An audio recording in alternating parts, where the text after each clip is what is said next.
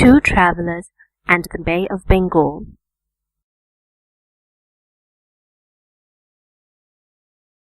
Historically, the Bay of Bengal has played a significant role as a religious center and a cultural and political junction for world exchanges. We plan to look at two travelers and their connections to the Bay of Bengal, why they came, and what they found. One of the most famous Buddhist pilgrims of the 7th century was the Chinese monk Xuanzang. He traveled to India during the early Tang period, probably with the financial support of Buddhist merchants, for Buddhism was closely associated with the Tang merchant class at the time.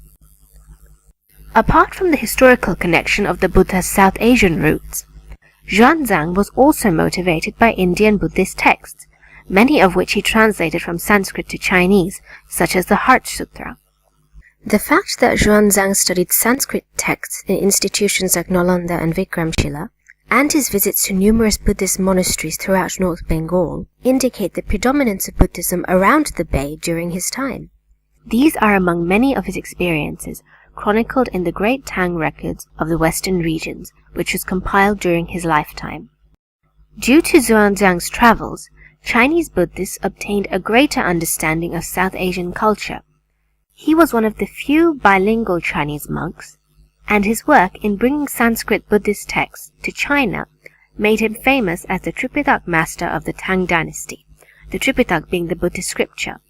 The knowledge he shared also further opened up trade and connectivity between China and the Bay. However, the dominance of Buddhism around the Bay of Bengal did not last. Trade, migration, and conquest from the Arabian Peninsula from the 10th century onwards gave Islam a stronger foothold in Asia.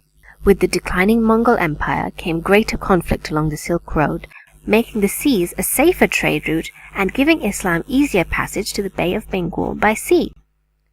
The reopening of the Silk Road by the 14th century, though, gave a certain Moroccan traveller the chance to become the most famous tourist of Dar al-Islam, this new abode of Islam. Ibn Battuta's primary reason for traveling was to discover the Muslim world. Beginning with his pilgrimage to Makkah in 1325, he moved across the Middle East, the Eurasian steppes, Central Asia, India, and China, across the continent. Like Xuanzang before him, Ibn Battuta's travels were motivated by religion and intercultural exchanges. He was a believer of Sufi spirituality, and his travel accounts, while ethnographic in nature, are also filled with prayer and premonitions. On the other hand, his appointment in the court of Muhammad bin Tughlaq, ruler of the Delhi Sultanate, was what eventually enabled him to visit Bengal in the first place. It was during a diplomatic trip to China that he detoured to Sylhet to meet the renowned Sufi saint Shah Jalal. While Ibn Battuta spent more of his time in the Delhi court, it was in Bengal that he found Islam, particularly Sufism, to have a more widespread following. He also found Bengal breaking away from the Delhi-based rulers to become a sultanate in his own right, the beginnings of the Ilyas Shah dynasty. It is interesting to see that, even with the decline of Buddhism so many centuries before, Bengal was still holding its own as a new religious and political hub. In the 7 centuries between Xuanzang's and Ibn Battuta's observations, the most remarkable aspect of the Bay of Bengal is that it evolved to stay exactly where it was, in a position of religious and cultural significance. This says a lot about the region, as well as the people, thoughts, and systems that it drew in, be they Mahayana monks or Sufi saints. The fact that it was fertile ground for radically different ideas over such a long span of time hints not just at the adaptability of the Bay to new global orders, but at its resilience as well. Now here's Professor Brian Hatcher of Tufts University.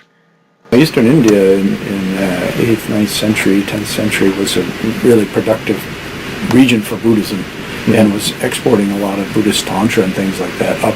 The Tibetans were coming down and getting it, and the Buddhist travelers were going from Bengal up into Tibet and places. So it was really a kind of epicenter of a lot of innovation in Buddhist ritual and practice and philosophy and everything, right? Not to mention material culture with these universities and all of that. Then, of course, that comes kind of to an end with the arrival of Islam and the closing of those monasteries, Nalanda, etc.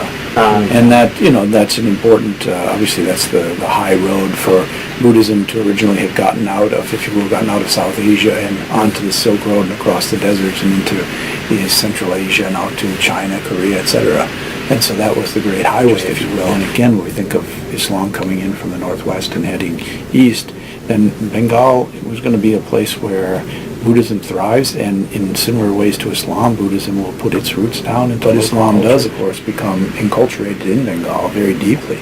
And that process of enculturation is the stuff that's, of course, generated a lot of scholarship over the years, and a lot of terms have been used like syncretism, right, and hybridity and all of that, that the idea of a kind of merger of Islamic practice and belief with local Hindu practices, if we want to even call them Hindu or even folk practices, and storytelling, song, ritual, right, meditative beliefs, spirituality of Islam coming in and being able to make connectivity with local cults, religious practices, the figure of holy men and devotional figures that rang true with Bengalis already, meant that Islam had a way of kind of inserting itself into the local picture that made it meaningful rather than alien.